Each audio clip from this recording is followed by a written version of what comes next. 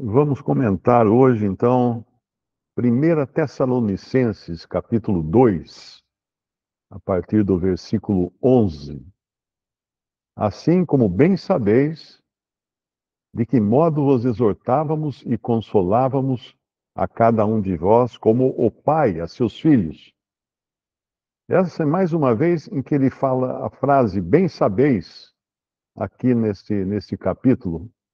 Uma, duas, três, quatro. Essa é a quarta vez que ele fala como bem sabeis, porque os tessalonicenses, eles não eram desconhecidos de Paulo e Paulo não era desconhecido dos tessalonicenses. Então eles sabiam exatamente quem era o apóstolo, eles não ignoravam as suas intenções. Essa semana alguém me escreveu, o que a pessoa falou, absurdo, tremendo, que Paulo mentia. Paulo mentia. Como Paulo mentia? Quando ele escrevia suas cartas, ele mentia. Ele mentia nada, né? As pessoas têm aversão ao apóstolo Paulo. Outra me escreveu também dizendo que Paulo era homofóbico e o que mais que ela falou? Um outro desses termos aí da moda, agora eu não lembro qual é agora, mas falou, eu falei, então me mostre na Bíblia, nas cartas de Paulo, onde ele era homofóbico. Porque, na realidade, o que ele escrevia inspirado pelo Espírito Santo. Se alguém fala que Paulo é homofóbico, está dizendo que o Espírito Santo é homofóbico. Está dizendo que o Espírito Santo errou. Que certo estão hoje os moderninhos, as pessoas modernas hoje é que estão certas. A Bíblia está errada. A Bíblia durou milhares de anos aí, né, as escrituras todas. E de repente aparecem uns caras aí com uma certa ideologia e com um discurso que achando-se a última bolacha do pacote. Isso é que nem meu pai falava, do desfile de 7 de setembro, passando assim aquela tropa toda marchando e uma mãe toda orgulhosa falando assim: o meu filho é o único que está com o passo certo. Meu filho é o único com o passo certo. É o que a nova geração agora está achando, que eles estão com o passo certo, renegando tudo o que foi feito e deixado aqui, inclusive o ensino da palavra de Deus, que, que, que fez uma civilização, né, que se baseou na palavra de Deus. E aqui Paulo ele vai falar uma coisa, que é o versículo 11, que é uma complementação do versículo 7. Porque no versículo 7 ele disse assim: antes fomos brandos. Brandos, o que é brando? Brando é assim, macios, né? Quando você põe o leite para esquentar em fogo brando, é para não pôr no fogo máximo, senão, como dizia lá em Goiás, o leite rende. Quando o leite fervia e derramava, o pessoal gritava lá em Goiás: ferveu, ferveu não, rendeu o leite, porque deu mais leite, né? Saiu tudo pela borda o leite. Mas aqui nós encontramos no versículo 7, antes fomos brandos entre vós, como a ama que cria seus filhos. O que é uma ama? Ama é a mãe, é a babá, que ela tem que ser branda para com as crianças, tem que criar com amor, com cuidado, com afeição, não pode ser no tapa duro, não pode ser na gritaria, tem que ser uma coisa branda, branda. E Paulo fala aqui que ele foi brando entre os tessalonicenses como uma ama que cria seus filhos, que cria as criancinhas. E no versículo 11, ele muda o discurso agora. Assim como bem sabeis, de que modo vos exortávamos e consolávamos a cada um de vós como pai a seus filhos.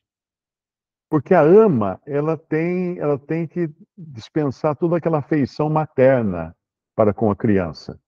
E o pai, ele tem que pegar na cabeça, ele tem que pegar duro, porque ele vai fazer exortação. Por isso que fala aqui, de que modo vos exortávamos. Lá em 1 Coríntios, que eu acho que fala, né? Aquele que, aquele que profetiza, aquele que ensina, aquele que ensina deve trazer palavras de exortação, de edificação, exortação e consolação. Então, um ministério completo, ele não tem só edificação, ele tem consolação, como a ama que consola os seus filhos, né? Mas ele tem também exortação. A exortação é aquela que chama atenção. A bronca vem na exortação. A consolação não é com bronca, né? É com amor, com afagos e etc. Hoje uma pessoa também não gostou do que eu escrevi, que eu contei, do que eu falei num vídeo, eu contei o caso de uma reunião em Jundiaí, onde eu indiquei para a pessoa, onde que reúne em Jundiaí, reúne em tal lugar, tal, tal. Eu fiz a besteira de dar endereço, do mesmo jeito que eu fiz uma besteira aqui, não sei se vocês lembram, que eu coloquei no Twitter o endereço dessa reunião, e aí entrou gente publicando vídeo de canal de erotismo, de coisas totalmente erradas, e aí deu um trabalho tremendo para o DAO ficar excluindo, o cara voltava, excluía um, vinha outro, excluía outro, vinha um. Então foi uma falta de cuidado que eu tive, e divulguei o endereço da live, que não deveria ter sido feito. Assim também é com respeito às reuniões. A maioria dos irmãos estão reunidos em casas, né? Eventualmente, alguns se reúnem numa sala de escritório e outros se reúnem numa garagem ou numa escola. Tem irmãos que eu sei que reúnem, alugam sala de hotel para fazer as reuniões, mas de qualquer maneira, o correto, um visitante, o cara, eu queria ir na reunião, você quer ir na reunião? Vamos marcar uma conversa num shopping. Já teve gente que ficou ofendida, sabe? Escreveu, falou assim, os cara nem quiseram me deixar na reunião, quiseram conversar comigo num lugar, numa praça, não sei o quê, o cara ficou ofendido. Mas por que isso? Porque mandar uma pessoa direto para uma reunião, dar o endereço direto de uma reunião, é um problema. Nós não sabemos o que tem de doido espalhados por aí hoje, dizendo-se crente. Né? Então teve lá em Jundiaí, eu dei o endereço, fiz a besteira de dar endereço para o sujeito. Ele chegou na reunião, eu acho que era uma ceia do Senhor, se não me engano, acho que era domingo. Ele chegou na reunião, ficou em pé, abriu a Bíblia e começou a pregar o Antigo Testamento, pregar a lei. Começou a pregar a lei. E quem não olhava para ele, ele dava bronca. O que você está? Olhe para mim aí, preste atenção no que eu estou falando, tal. O cara era um tosco, o cara era um sujeito que não tinha nem o que fazer com ele. Aí os irmãos até me perguntaram o que fazer num caso desse. Eu falei, chama a pessoa lá fora, fala, vem cá, deixa eu conversar um negócio com você, traga sua Bíblia, traga suas coisas. Leva o sujeito para fora do local da reunião, deixa ele lá, entra e tranca a porta. É a única maneira de fazer. Não adianta querer criar discussão, debate dentro da reunião para contaminação dos outros. Aconteceu também no Sul, não sei em que assembleia no Sul, que o cara apareceu lá com a filha, uma filha adolescente, dizendo que a filha tinha o dom de profecia e que ela queria profetizar. Tinha uma profecia, o Espírito Santo estava dando uma profecia para ela trazer. Aí os irmãos falaram, não, aqui as irmãs não falam na reunião. Mas daí o cara arrumou um banzé também, porque como que a filha profetiza, como é que não vão deixar a filha dele profetizar, né? Se eu tivesse falado assim, irmão, eu profetizo, caia fora. É o único jeito de tratar um sujeito assim. É o único jeito, a pessoa não tem, né? Então, quando eu contei esses casos esse primeiro caso de Jundiaí, num vídeo, alguém escreveu para mim e falou assim: mas não está certo, a gente tem que tratar com doçura, a pessoa pode não entender direito ainda, nós temos que explicar. Sim, quando nós percebemos que é uma pessoa que não tem entendimento, então até vamos conversar, vamos dar um tempo e esperar que ela entenda as coisas. Mas quando é um cara que já chega tipo o pé na porta e já começa a pregar e uma doutrina e dá bronca nos irmãos, meu, não é comigo não. Não pode dar moleza para essa gente não. Hoje o que mais tem é louco no meio pentecostal, no meio chamado cristão evangélico. O que tem é uma fábrica de doido. Volta e meia, prendem algum pastor aí. Essa semana prenderam um que ele abusava das mulheres e pegava dinheiro também, fazia estelionato e um monte de coisa. Aqui em Limeira prenderam uma vez, que o cara abriu uma igreja aqui, não durou muito. A polícia baixou lá, prendeu o cara e descobriu que ele tinha uma gaveta cheia de calcinha, porque ele pegava as mulheres e mandava tirar a calcinha para ele abençoar a calcinha. Então tem muito doido nesse meio evangélico hoje. Tem muito, tem muito. Se alguém quiser uma profissão do futuro, vai fazer psiquiatria, porque tem os doidos que são os pregadores que enganam as pessoas, mas tem as vítimas também, que são aquelas pessoas de boa fé que vão lá, dão dinheiro para o lobo e não percebem que estão sendo enganadas. Então, aqui duas coisas, só voltando então ao nosso tema aqui de 1 Tessalonicenses, a ama é aquela que com paciência cria seus filhos, e o pai é aquele que com autoridade, ele exorta. Ele exorta com autoridade. Ele consola também, exortamos e consolamos. Aqui fala em 1 Tessalonicenses. Mas tem um objetivo. O objetivo dessa criação, vamos chamar assim, qual é o objetivo? Para que vos conduzisseis dignamente, versículo 12, para com Deus, que vos chama para o seu reino e glória. Nós, quando nos convertemos, nós somos colocados no reino de Deus, que está na terra hoje em mistério, porque o rei foi embora, o rei está ausente, mas o reino está na terra. Então nós temos toda a responsabilidade de vivermos e nos conduzirmos dignamente para com Deus, como filhos de Deus nesse mundo e súditos do rei que virá.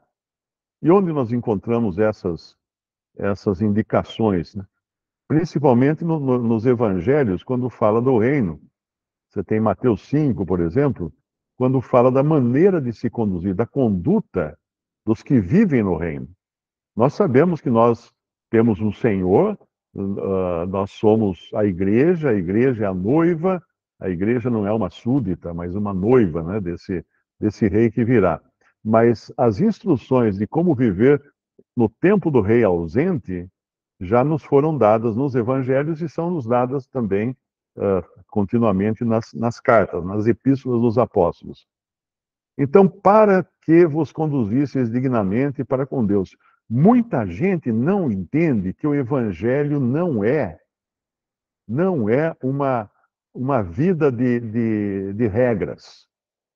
Então, a pessoa, quando você fala que ela não perde a salvação, ela fala, então eu posso cair na gandaia, eu posso fazer o que quiser. Não, filho. A salvação é o primeiro passo para você entrar na família de Deus.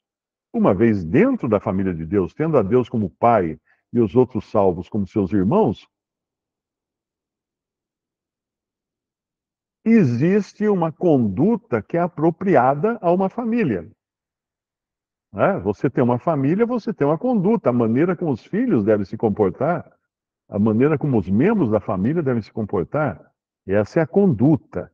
A gente vê hoje uns absurdos tremendos, né? Eu abro lá o TikTok não, como é que chama? Aquele Twitter ou Instagram, e de repente aparece lá um moleque totalmente sem educação, xingando a mãe, desobedecendo a mãe, chutando a mãe, então.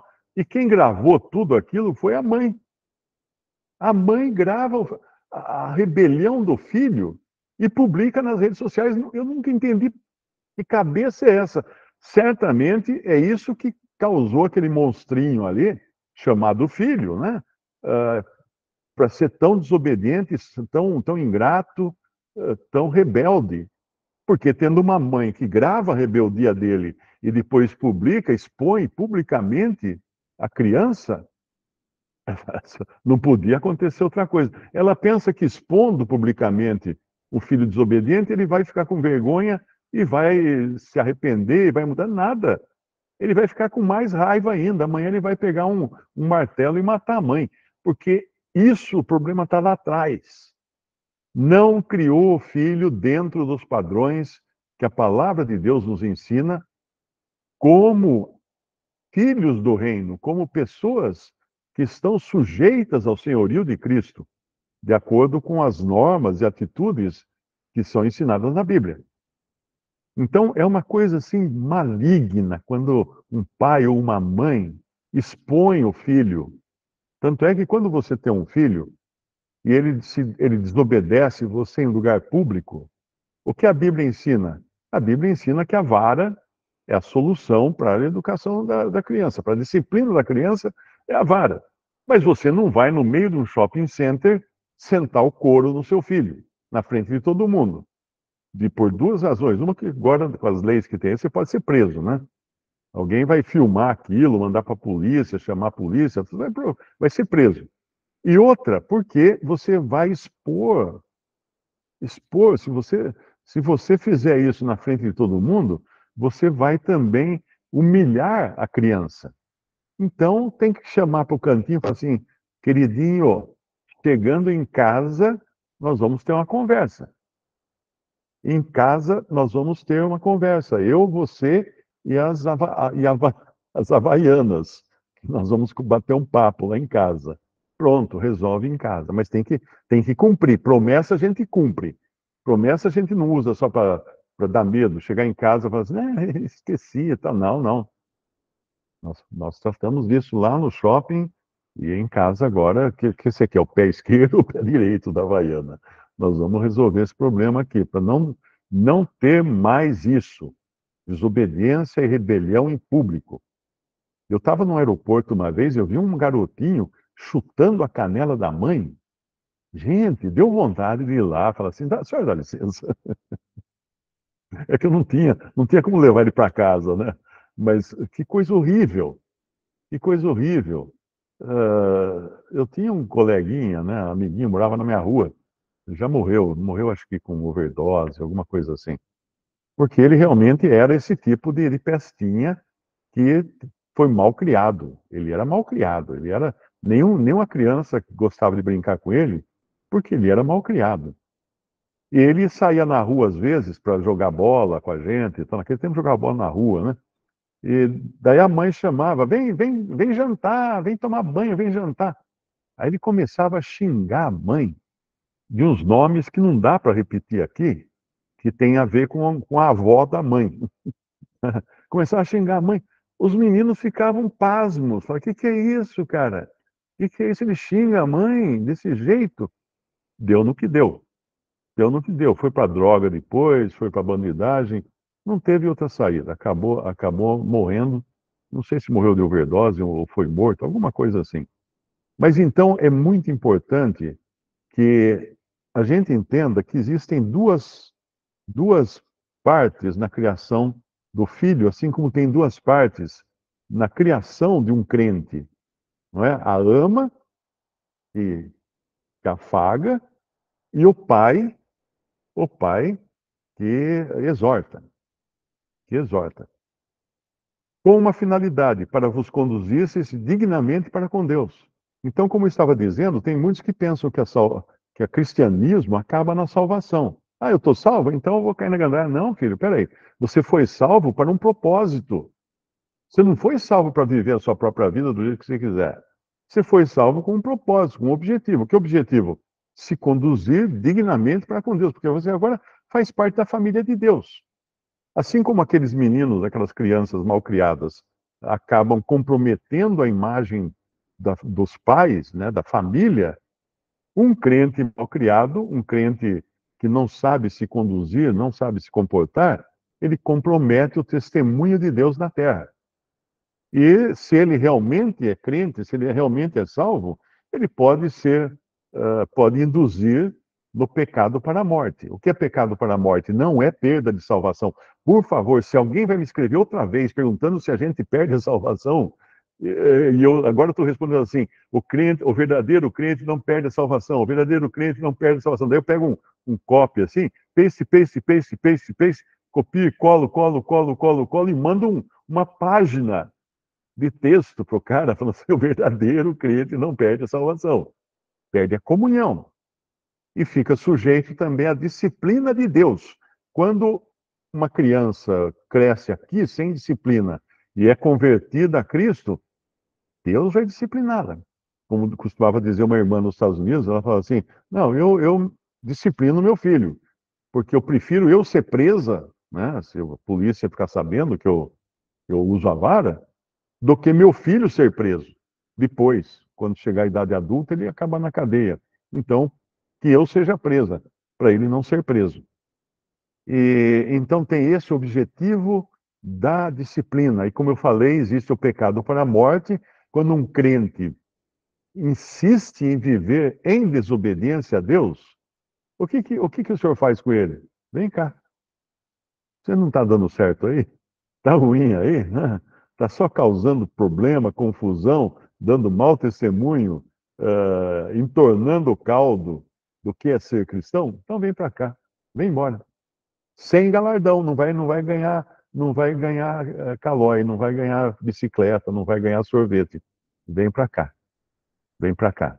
Era o que estava acontecendo em Corinto, né? A gente vê lá em Coríntios capítulo 11, né? Havia entre vós muitos que dormem, muitos enfermos e muitos que dormem. O que era isso? Disciplina e juízo de Deus, tirando alguns dali de Corinto, porque não serviam mais como testemunha aqui no mundo. É como você ter uma empresa, você ter um funcionário que você manda para representar a empresa na outra cidade e depois você recebe uma notícia: ó, o seu funcionário chegou aqui, já entrou na bebedeira, na gandaia, começou a misturar as coisas, foi preso e tal. O que você faz com ele? Manda embora, é demitido. Agora chega na empresa: ó, tá demitido. Para que vos conduzisseis dignamente para com Deus, que vos chama para o seu reino e glória. 1 Tessalonicenses 2,13. Por isso também damos sem cessar graças a Deus, pois havendo recebido de nós a palavra da pregação de Deus, a recebestes não como palavra de homens, mas segundo é, na verdade, como palavra de Deus, a qual também opera em vós os que cresces. Aqui uma coisa importante. Muitos pregadores querem que as pessoas se convertam a eles. Você tem que aceitar o que eu digo. A minha palavra é a ordem. Tem pastor que é assim. Vai você falar contra o pastor. Por isso que nessas igrejas não funciona aquilo que a gente tem nas reuniões. Porque na reunião, se um irmão falar uma bobagem, uma coisa, uma má doutrina, na mesma hora vai ter outro irmão falar assim: irmão, por favor, fique em silêncio, depois nós vamos conversar. E vai conversar depois. Vai esclarecer aquilo depois, porque falem dois ou três e os outros julguem. Está escrito em 1 Coríntios 14. É ordem de Deus isso. Agora, vai você falar isso numa igreja evangélica ou numa igreja católica? Ô, padre, isso que o senhor falou aí não está de acordo com a Bíblia, não. Meu, vai tomar uma vaia da congregação ali que adora aquele padre, que acha que porque ele tem a roupa mais comprida, ele é mais importante que os outros. E se for numa igreja evangélica, também mesma coisa. Talvez você até apanhe de alguns membros mais fanáticos, porque você falou mal do pastor, você chamou a atenção do pastor, você advertiu o pastor. Bom, o que está escrito? Falem dois ou três, os outros julguem. Julgue o quê? Julga se ele está falando de acordo com a palavra de Deus. Nós temos uma baliza que é a palavra de Deus. Nós não estamos soltos, né, num auditório, numa igreja, como são as igrejas. Hoje é um auditório. O pastor vai lá na frente e fala o que quiser. Fala abobrinha que ele bem entender. Eu já escutei vídeos de pessoas que me mandam de pastor dizendo coisas abomináveis. Abomináveis. Teve um lá que um pastor batista, ele falou que a água viva que Cristo fala para a mulher samaritana, que ele iria dar a ela, seria o líquido seminal masculino. Tem outro nome mais popular, mas fica feio falar aqui. Isso aí era uma doutrina que eu conhecia no meu tempo de esoterismo, porque ela era pregada por um mago, chamado Samael Aum Weor. ele tinha fundado a Gnose Cristã. E ele ensinava essas coisas, que tudo tinha a ver com sexo nos ensinos dele. Então agora você pega um pastor evangélico que leva doutrina esotérica para dentro do púlpito e ninguém pode falar nada, porque ele é o pastor, ele é o dono da igreja. Falem dois ou três, os outros julguem. Então, quando Paulo fala aqui, a recebesses não como palavra de homens, ou seja, eles entenderam que aquilo não era palavra de Paulo, mas segundo é, na verdade, como a palavra de Deus, a qual também opera em vós o que cresces. Alguns hoje me escrevem e falam assim, mas isso é a opinião de Paulo, amigo. Se você tirar a opinião de Paulo, que você chama de opinião de Paulo, da sua Bíblia, ela vai ficar fininha assim, porque a maioria dos textos do Novo Testamento são escritos por Paulo, inspirados pelo Espírito Santo. Mas a pessoa se arvora, né? Se acha no direito de escolher, fala, não, isso aqui é Espírito Santo, isso aqui é Paulo, não, isso aqui é Espírito Santo, isso aqui é Paulo. E ela vai, então, filtrando e peneirando aquilo que ela quer crer. É por isso que existe tanta religião, né? As pessoas peneiram aquilo que elas, na Bíblia, aquilo que agrada e aquilo que não agrada. Então as pessoas não receberam o Evangelho, os Tessalonicenses não receberam o Evangelho como palavra de homens, né, mas sim como palavra de Deus, mas aí tem um efeito, o efeito vem no final do versículo, a qual também opera em vós, os que cresces. Porque a palavra de Deus, ela é operante, ela não é neutra. A palavra de Deus, ela é operante, é que nem um comprimido, eu tomei aqui ontem, eu acho, ontem ou antes de ontem, um comprimido de vitamina C, aquela pastilha de vitamina C. Ela está ali quietinha, ela não faz nada, né? Joga no copo d'água, faz ferver o copo d'água. Ali ela mistura o ácido cítrico que tem dentro dela com uma outra coisa, não sei exatamente qual é. Eu acho que é aquilo que usa para sapão, né? Aquele negocinho branco, que usa que é fermento também. Mistura aquilo, daí faz a reação química. Faz a reação, cria gás carbônico, que a bolinha lá, as bolinhas são gás carbônico. Ela estava inerte enquanto ela quietinha, misturou com água. Então, quando você é misturado com a água da palavra de Deus, o que acontece? Acontece uma mágica, né? De repente, ela opera em vós, ela tem um efeito naqueles que creem. A palavra de Deus, ela tem efeito. As pessoas pensam que a palavra de Deus é a letrinha da Bíblia. Não, ela é uma coisa poderosa. É uma coisa poderosa, tão poderosa que ela causa numa pessoa o novo nascimento, como o Senhor ensinou lá em João 3. Nascer da água e do Espírito. Que água é aquela? Ah, é o batismo, Mário. Não, fia, não é batismo aquela água. A água de batismo não tem efeito algum, não tem poder nenhum. Né? Você entra na água do batismo, não faz ferver, que nem a vitamina C. Não acontece nada. A água de batismo não é a água que fala em João 3. A maioria das religiões entende aquele texto lá como sendo água de batismo. O que opera realmente o novo nascimento é a palavra de Deus, a semente. É a semente da palavra de Deus que, de repente, dá vida para uma pessoa. É aquilo que Paulo fala em 1 Coríntios 5, eu acho que é, né? Também a palavra de Deus lava, purifica, ela tem efeito, ela faz alguma coisa. Às vezes a minha funcionária aqui pede, seu Mário, traz para mim aquele negócio lá, eu não lembro agora o nome, tem um negócio lá que na verdade é um pó branco para tirar mancha de roupa, e ele ali ele tem, acho que só da cáustica e tal. Bicarbonato de sódio? É? Bicarbonato? Não, é um produto, vem um nome, o nome é um nome de Fênix? fábrica, né? Ah, não lembro agora. Eu vejo a imagem dele na minha cabeça, mas não aparece o nome. Mas o que ele faz?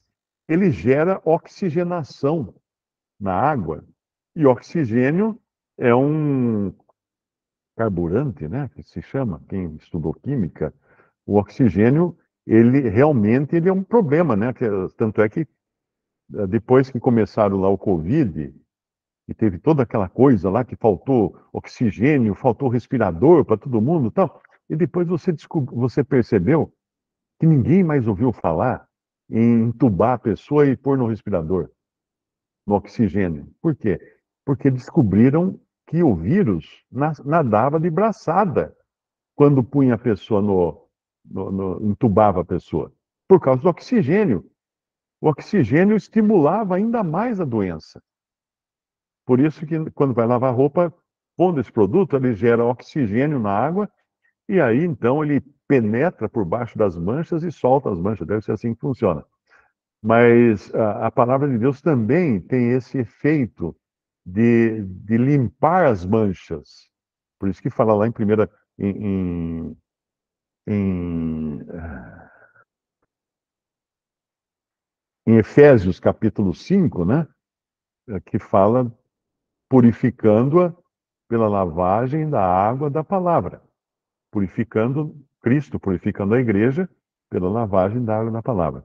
Mas é a mesma água que opera a vida. Então, quando você se converte, a palavra de Deus opera em vós os que cresces. Então, ela está todo o tempo operando, causando alguma coisa naqueles que creem. E depois no versículo 14, porque vós, irmãos, haveis sido feitos imitadores das igrejas de Deus que estão na Judéia, que na Judéia estão em Jesus Cristo.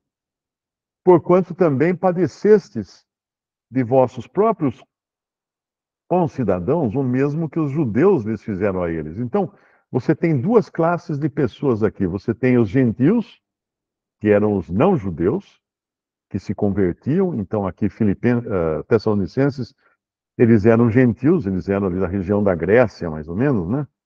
Macedônia, me parece. Então, eles eram gentios.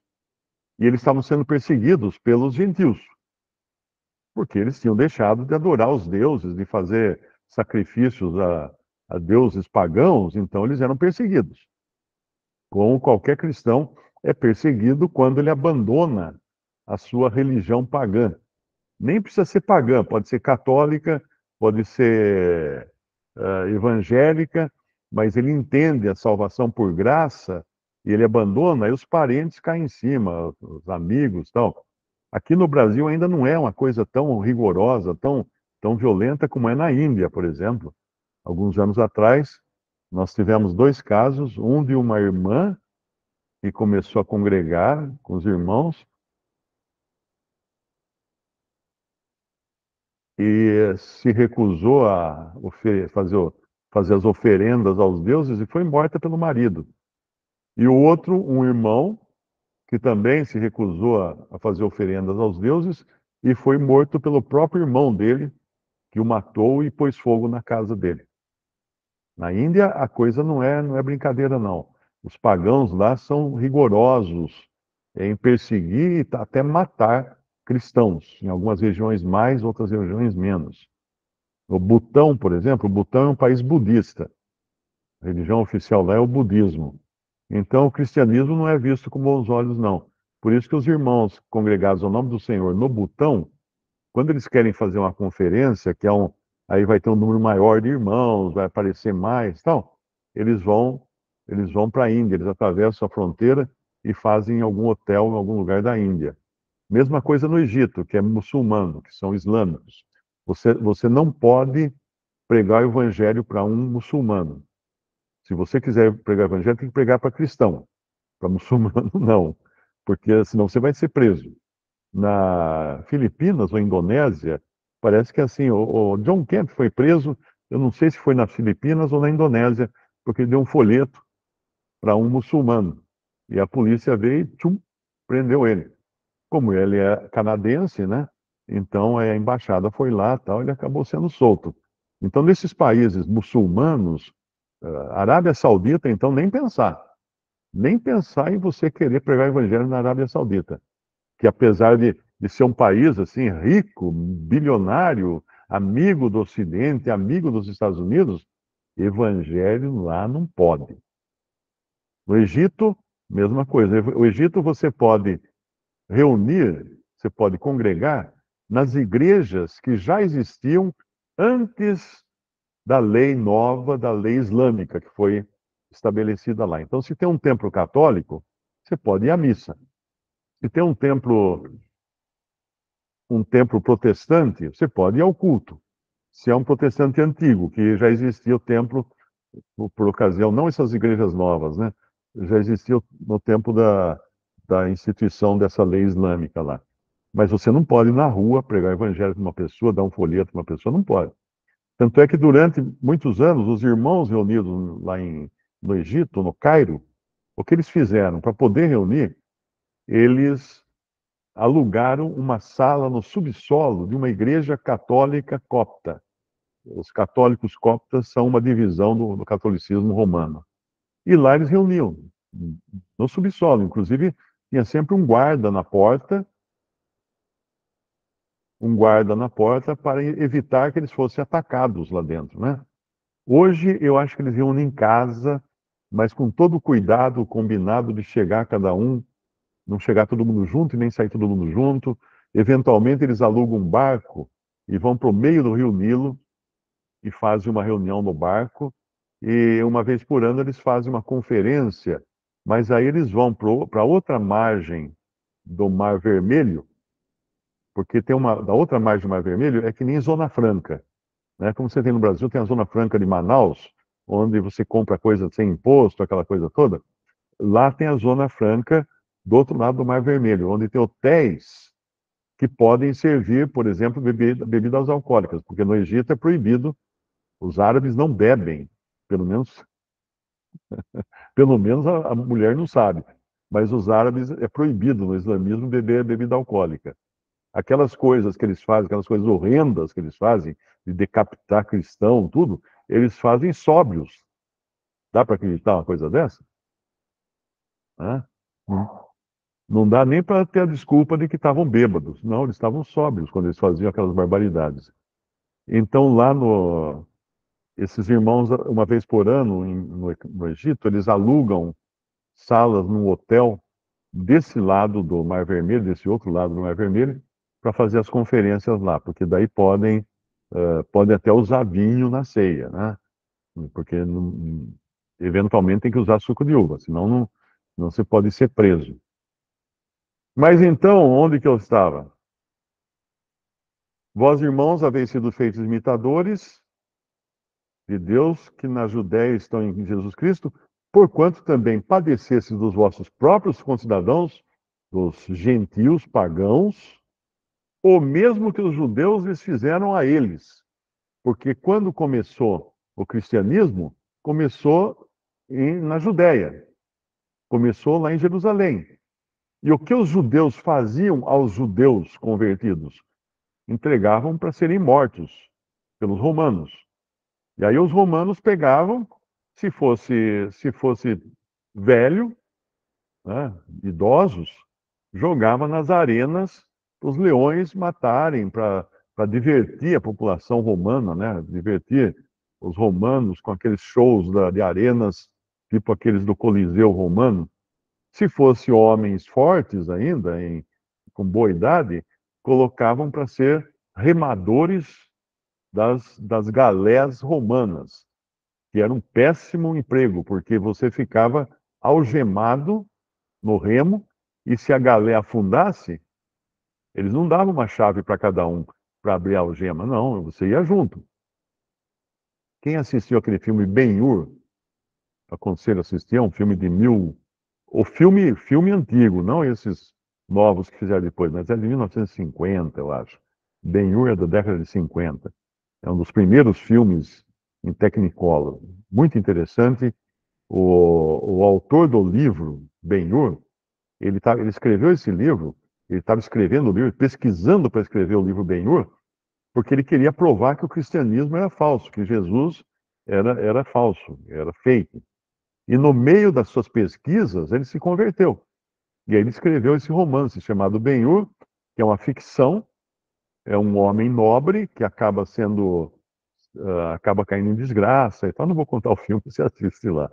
Procure no YouTube, deve ter, ou nos canais de assinatura. Mas em Ben-Hur você vê muito bem, porque no fim, quando ele cai em desgraça, ele é preso e é mandado para as galés romanas, para remar, né, para ficar preso nos remos lá. Isso eles faziam com os homens fortes. Agora, com as mulheres, se fosse forte, ia trabalhar de serva para alguma família romana.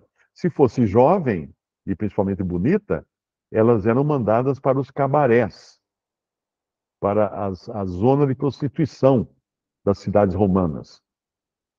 Lá em Pompeia, descobriram muitos lugares lá que eram prostíbulos, que cristãs, meninas cristãs, jovens cristãs, eram mandadas para lá, para serem escravas sexuais. Isso era a perseguição que aconteceu. Os judeus faziam, e os judeus perseguiam essas pessoas e entregavam para os romanos. Paulo foi um. O que Paulo fazia? Paulo falava que quando eles eram entregues para serem mortos, Paulo dava seu voto contra eles. Ele conta isso em Atos, porque Paulo perseguia os cristãos judeus. Judeus convertidos, Paulo era mandado para caçá-los. Tanto era que numa dessas temporadas de caça, quando ele estava indo para Damasco, ele se converteu. Porque aí o Senhor mostrou para ele que ele não estava perseguindo só cristãos, ele estava perseguindo o próprio Senhor. Saulo, Saulo, por que me persegues? Aí Saulo se converteu e depois passou a ser chamado de Paulo. Mas isso era a perseguição. Então tinha perseguição dos gentios pagãos contra os cristãos gentios, e tinha a perseguição dos judeus contra os judeus convertidos na Judéia. E no versículo 15, os quais judeus também mataram o Senhor Jesus e os seus próprios profetas, e nos têm perseguido. Paulo também era uma vítima. E não agradam a Deus e são contrários a todos os homens. Uma vez um judeuzinho aí, um adolescente judeu, um jovem judeu, mas pegou no meu pé assim de tudo, né? Não lembro se foi no Twitter ou se foi por e-mail. Ele falou que ele ia me processar, que ele ia me mandar prender, que ele era de um grupo de judeus jovens, uma mocidade judaica, alguma coisa assim. Porque ele ficou indignado de eu falar que os judeus mataram Jesus. Ele falou, não foram os judeus que mataram Jesus, não foi. Aí eu mostrei na Bíblia onde fala que eram os judeus que mataram. Porque, na realidade, eles não podiam matar Jesus a pedradas, como eles costumavam fazer, como fizeram com Estevão, mas eles tinham que entregar para os romanos e os romanos, então, aplicarem a lei romana, que era a crucificação. A execução romana não podia ser apedrejamento, tinha que ser crucificação. Mas esse rapazinho me perturbou, que era uma coisa, sabe? Ele estava ameaçando de me processar, de entrar com processo por denegrir o nome dos judeus e tal. Eu falei, o que eu fui arranjar aqui? Arranjar briga com um moleque judeu. O que é isso? E eles, então, mataram o Senhor Jesus. Está escrito aqui que mataram o Senhor Jesus, porque eles são culpados da morte. E os seus próprios profetas, porque eles mataram João Batista também. E mataram outros profetas ao longo do Antigo Testamento. E nos têm perseguido, e não agradam a Deus, e são contrários a todos os homens. Eu não sei se vocês conhecem algum judeu, mas quando você se relaciona algum tempo com algum judeu da gema, né? O cara que é judeu rigoroso na sua... não demora muito, você já fica com raiva dele, porque os caras são orgulhosos, os caras são... Um dia eu estava num avião e entrou um rabino, né, com aquela roupa comprida, aquela barba preta, aquele chapéu preto e tal, e ele foi pôr a mala dele em cima do coisa assim, do porta-malas de cima, e deu com o corpo de uma mulher para jogá-la para o lado, para ele poder se colocar, se situar ali, E todo mundo ficou olhando o mau jeito dele, a falta de educação do cara, né? Porque são assim, realmente. São assim. São contrários a todos os homens, porque eles acham que só eles que têm a salvação. Só eles que vão ser agraciados por Deus. Então, quando eles veem a gente pregar o evangelho e dizer que os gentios também podem ser salvos, eles têm ódio. Eles odeiam, eles têm ciúme. Ciúme de cristão, porque fala que gentil também pode ser salvo. Eles se acham os caras, eles se acham os guardiões da lei, do templo, e agora estão com aquela história da vaca vermelha, da novilha vermelha, e só se fala nisso, mas eles são odiosos realmente. É claro que nós cristãos devemos amá-los, porque eles são o povo escolhido por Deus antes mesmo de existir cristianismo. E no final, será um remanescente de judeus fiéis que irá se converter ao Messias, isso durante a grande tribulação, e será esse remanescente, os que restarem dele, né, serão introduzidos no reino de 1000 anos de Cristo na Terra. Então nós temos que amá-los, nós temos que amá-los, nós temos que suportá-los até, porque eles têm as promessas, eles são o povo querido de Deus, eles são chamados de menina dos olhos de Deus. A menina dos meus olhos, o Senhor fala lá no Antigo Testamento. Mas eles impedem, no versículo 16, e nos impedem de pregar aos gentios as palavras da salvação. Por que eles impedem? Porque eles não querem que gentios sejam salvos. Eles não querem que os goi, eles chamam de goi. O gentio é goi. Goi é um termo pejorativo que é usado para quem não é judeu. Eles impedem de pregar aos gentios as palavras da salvação. Eles não querem que os gentios sejam salvos. Eles querem que os gentios se arrebentem, vão para o inferno. Não querem, porque eles são orgulhosos. Isso é Paulo que está falando, não sou eu. A fim de encherem sempre a medida de seus pecados, mas a ira de Deus caiu sobre eles até o fim. Quando você fica pensando como é que poderia um povo ser tão perseguido, tão massacrado, como foi durante séculos, né? E principalmente no século XX, durante a guerra da Alemanha, como é que poderiam fazer aqueles horrores que fizeram com esse povo, mulheres, crianças, velhos, né? Nos campos de concentração, como é que podiam fazer isso? O meu sogro lutou na Segunda Guerra Mundial. Ele foi preso, eu acho que primeiro, eu não me lembro a ordem das coisas, talvez eu esteja trocando a ordem, mas ele lutou pela Itália, né? A Itália era amiga dos alemães, então ele lutou pela Itália, daí foi preso pelos britânicos, pelos ingleses. Aí ele ficou num campo de concentração na Inglaterra e disse que era tranquilo, porque à noite eles reuniam os soldados, os prisioneiros, para tocar bandolim. Ele aprendeu a tocar bandolim no campo de concentração, para beberem juntos, tal. Então foi assim uma estadia de colônia de férias. Mas aí ofereceram, quem quisesse lutar contra a Alemanha, podiam se alistar para lutar. Daí ele pegou e se alistou, falou: eu vou sair aqui da prisão. E foi.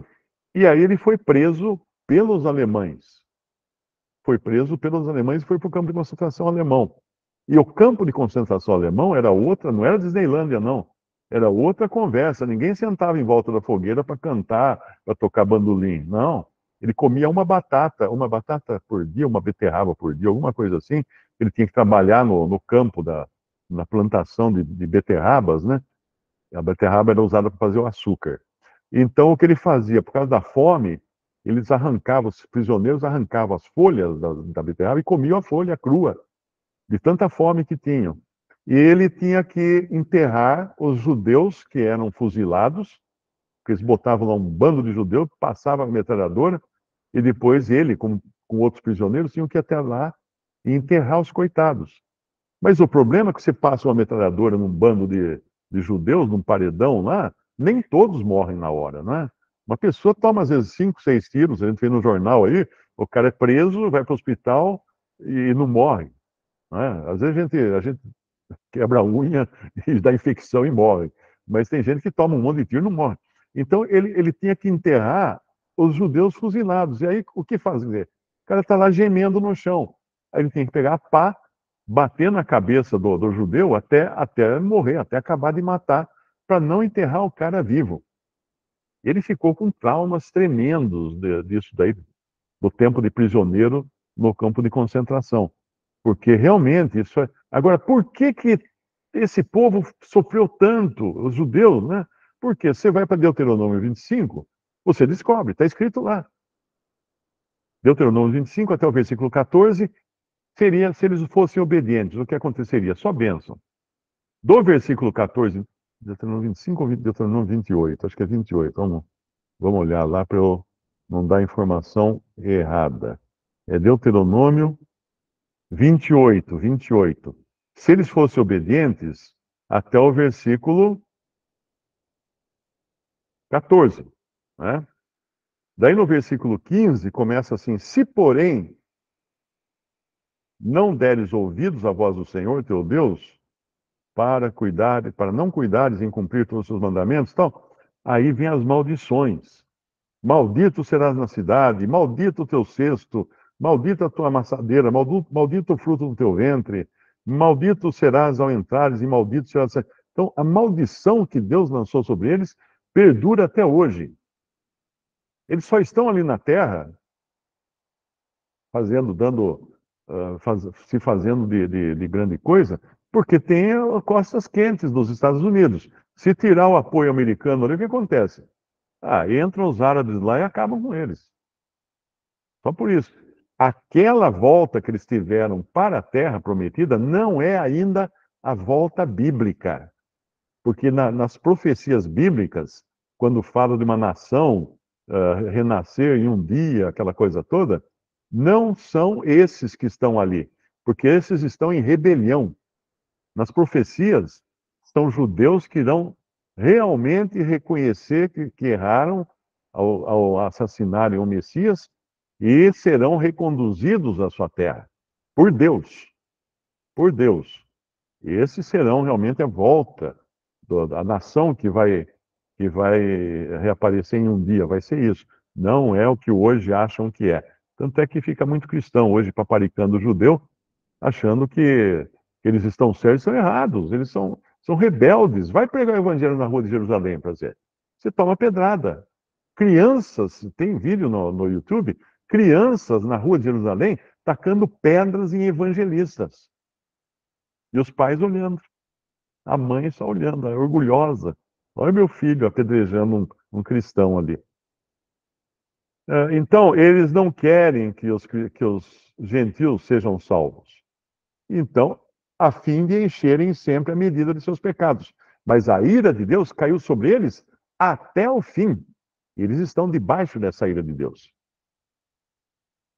E aqui no versículo 17, nós, porém, irmãos, sendo privados de vós por um momento de tempo, de vista, mas não do coração, tanto mais procuramos com grande desejo ver o vosso rosto. Por isso, bem quisemos uma e outra vez ir ter convosco, pelo menos eu, Paulo, mas Satanás nos impediu. Isso aqui é interessante a gente ver.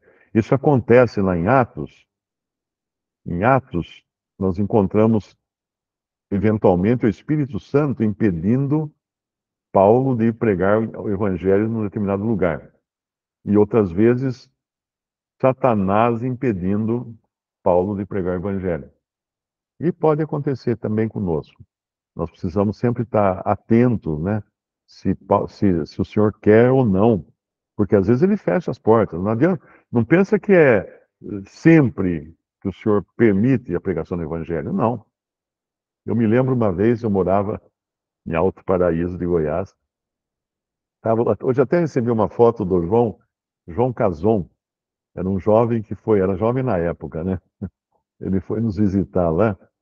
E aí nós combinamos de pregar o evangelho num povoado chamado São Jorge. E tem uma estrada de terra até São Jorge. Então fomos o João, o Beto, que é um dentista aqui de Limeira, que a gente congrega com a gente, A Cristina e a Lia, que era bebezinha, estava aprendendo a andar. Pegamos meu Fusquinha, né, e estrada fora. No meio do caminho, para o motor do Fusquinha e nada fazia pegar aquele Fusquinha. Nha, nha, nha, nha, nha, nha, nha, nha, nha, nha, nha, e nada. Aí nós pegamos, falamos assim, vamos orar, né? Oramos. Aí pensamos assim, bom, acho que o senhor não quer que a gente vá, né? E acho que não, né? Melhor voltar, né? É melhor voltar. Entramos todos no carro, eu dei a partida, brum, funcionou, voltamos. Por quê? Porque a gente não sabia o que tinha lá na frente. Se tinha algum acidente. Se tinha... A gente precisa entender o seguinte: quando você é cristão e você trabalha na obra do Evangelho, você tem Satanás e um bando de demônio querendo de todo lado atrapalhar. Quando o Senhor foi com seus discípulos para lá para Gadara, para a terra de Gadara, e ia libertar os gadarenos, os possessos, teve aquele problema todo da tempestade no mar e tudo. Quem causou a tempestade? Hã? Quem causou? Satanás. Satanás é. Como é que é? Fala em Efésios, né? É, Efésios 2. Efésios 2. Versículo 2: Em que no outro tempo andaste segundo o curso deste mundo, segundo o príncipe das potestades, dos poderes do ar. Do ar. Então, uma tempestade pode ser causada por Satanás, do espírito que agora opera nos filhos da desobediência. Então, ali, no mar da Galileia, as ondas que vieram todas, o vento, a chuva, foi uma tempestade certamente causada por Satanás para impedir que o Senhor chegasse em Gadara, porque o diabo sabia que tinham lá dois gadarenos possessos e fatalmente o Senhor iria libertá-los e matar um monte de porco em troca daqueles possessos. Mas então Satanás também pode impedir uma obra de evangelho, mas claro que tudo vem com a permissão do Senhor, né? E o versículo 19, para a gente encerrar, porque qual é a nossa esperança, ou gozo, ou coroa de glória? Porventura não sois vós também, diante de nosso Senhor Jesus Cristo, em sua vinda? Na verdade, vós sois a nossa glória e gozo. O que ele está falando aqui? Todos aqueles que vocês, que eu e vocês conhecemos como irmãos em Cristo, nós vamos reencontrar, mesmo os que já partiram, nós vamos reencontrar quando o Senhor Jesus Cristo vier na sua vinda. E que maravilha será! Ninguém será, nenhum de nós, por melhor trabalho que tenha feito no mundo, por melhor invenções que tenha feito, por melhores investimentos e construções e grandes obras que tenha feito, nada irá se comparar a você chegar na glória e encontrar uma pessoa que você evangelizou e essa pessoa está lá salva. Ô Mário, ô Dal, ô fulano, lembra aquela vez? Tá? Nada se compara a esse prêmio que será encontrar os nossos queridos irmãos e irmãs que um dia, eventualmente, o Senhor nos usou para levar o Evangelho até eles, como usou Paulo também para levar a muitos e usou Paulo para nos ensinar tantas coisas também. Na verdade, vós sois a nossa glória e gozo. Quer dizer, eles, os Tessalonicenses, eram a glória e o gozo do apóstolo Paulo. Era a alegria dele, eram aqueles crentes de Tessalônica. Deu o tempo aí, irmãos? Já, já justifiquei meu salário, não?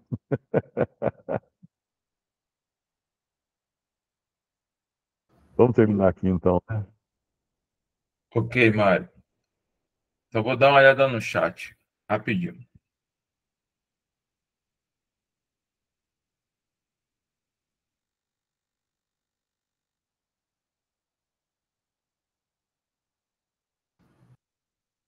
Tem uma pergunta de milhão aqui da irmã Ludmila, Mário. 1 Coríntios 11, 15. 1 Coríntios 11, versículo 15.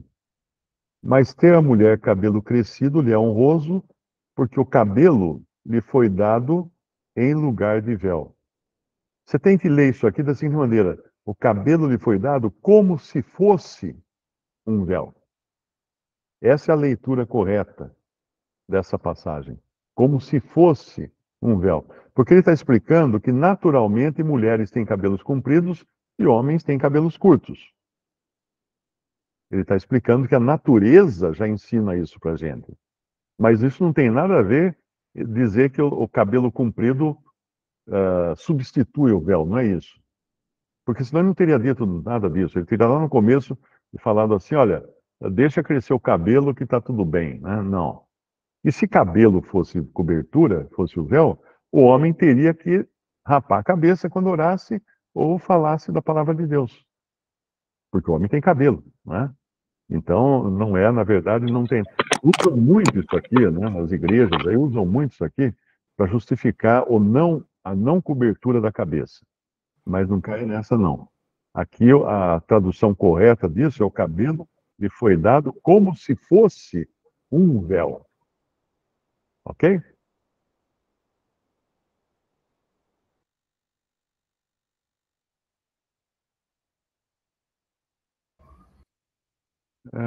Eu acho que tem até uma explicação melhor no meu site. Se você procurar cabelo, véu, Mário, persona, você vai encontrar.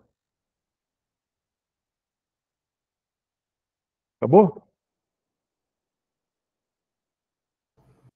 Pronto, Mário. Então, próxima semana, o Senhor permitindo, vamos iniciar 1 Tessalonicenses, capítulo 3. Capítulo 3. Ok, anotado. Pronto. Vou estar tirando a gravação aqui. Irmão Isaac, você pode agradecer, irmão? Vamos. Eu vou tirar a gravação.